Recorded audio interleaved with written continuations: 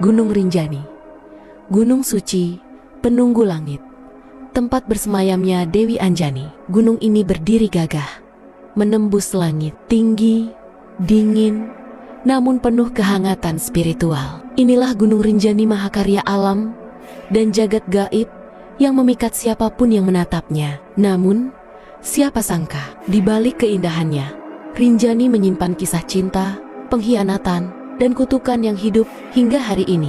Gunung Rinjani, setinggi 3.726 meter, menjulang di Pulau Lombok. Ia bukan hanya gunung tertinggi kedua di Indonesia, tapi juga tempat paling sakral bagi masyarakat Sasak dan Bali. Di dalam kawahnya, terbentang Danau Segara Anak, seluas 11 km persegi.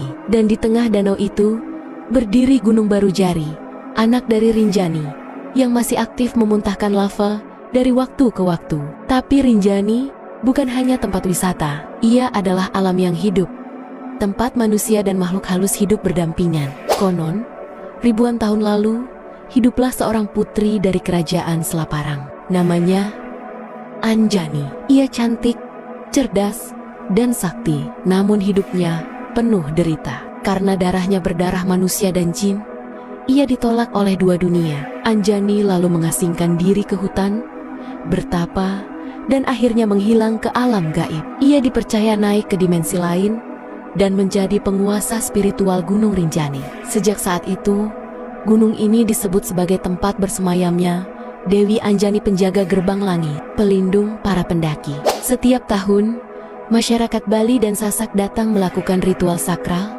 bernama Mulang Pekelem. Mereka membawa persembahan seperti emas, perak, dan sesajen, lalu menenggelamkannya ke dasar Danau Segara Anak. Bukan tanpa alasan, mereka percaya jika gunung ini marah, maka akan terjadi bencana besar, erupsi, kekeringan, bahkan gempa bumi. Dan hingga kini, air dari danau ini dianggap suci. Ada yang menggunakannya untuk penyembuhan, ada pula yang menyimpannya sebagai penolak bala. Gunung Rinjani bukan tempat untuk bersenda gurau sembarangan. Banyak cerita tentang pendaki yang hilang, tersesat, atau bahkan meninggal setelah melanggar pantangan, seperti berbicara kotor, membuang sampah sembarangan, atau merusak alam. Ada yang mengatakan mereka tersesat karena dibelokkan oleh makhluk tak kasat mata. Beberapa bahkan mengaku melihat wanita berjubah putih melayang di tepi danau, atau jejak kaki tanpa tubuh di jalur pendakian.